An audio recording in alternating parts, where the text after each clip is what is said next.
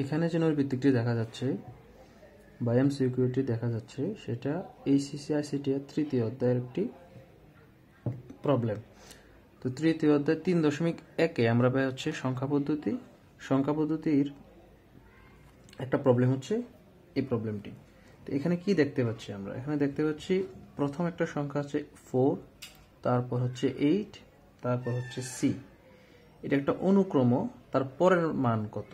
তো 4, 8, সি এটা দেখে আমরা বুঝতে পারতেছি যে এখানে প্রথম সংখ্যাটা 4, তারপর একটা 8, তারপর একটা হচ্ছে সি। এখন সি সংখ্যাটা থাকে অবশ্যই হেক্সাডেসিমাল সংখ্যা পদ্ধতিতে।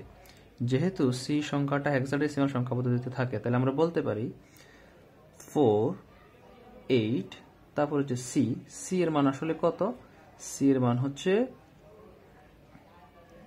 12। এখন অনেকের প্রশ্ন হতে পারে আসলে সি এর মান কিভাবে 12? আমরা হেক্সাডেসিমালের মধ্যে এ এর মান দেখতে পাই হচ্ছে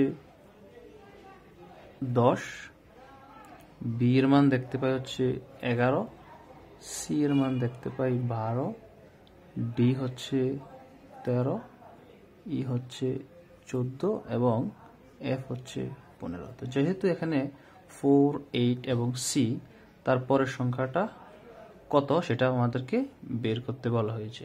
তো সি মানে যেহেতু 12, 4, 8, 12, যেহেতু প্রত্যেকবারে 4 করে বাড়তেছে, তাহলে পরের সংখ্যাটা হওয়ার কথা হচ্ছে 16।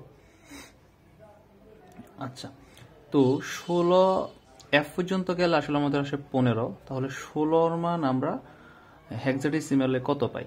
আমরা 16 যেহেতু একটা ডেসিমাল নাম্বার, আমরা যদি এটাকে হেক্সাডেসিমালে নিতে চাই তাহলে এটাকে ভাগ করা লাগবে হচ্ছে, যেহেতু আমি হেক্সাডেসিমালে নিচ্ছি 16 দ্বারা ভাগ।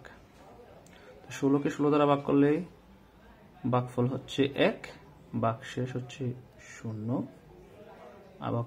আবারও 16 দ্বারা যদি ভাগ করি ভাগফল 0, ভাগশেষ 1।